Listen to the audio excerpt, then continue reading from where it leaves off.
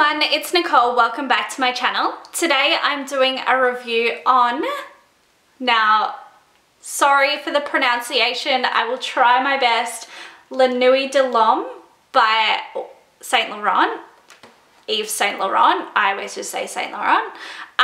Now, my disclaimer, I am a big Saint Laurent fan, so I automatically feel like I'm just drawn to the company. This is a really cool vibe. I like, you can see in the light, how it's a little bit like a smoky bottle, which is just really cool. So I've actually done some research on this, and this has been reformulated. So with the reformulation, it doesn't actually last as long, I've been told. So this is the newer one. But yeah, getting into it, so this is a 100ml bottle and this is around $150. I love the spray on this. Super fine. It just went in my eyes and mouth yet again, no surprise. But obsessed.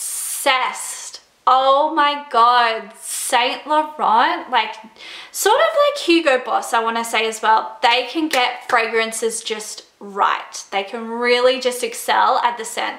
This to me, super manly fragrance. I wouldn't recommend this for a woman, but again, my disclaimer, if you want to wear it, wear it. Now, just the notes in this one: cardamom, cedarwood, curcumin, and it says it's bright and fresh, yet deep and mysterious, which I 100% agree.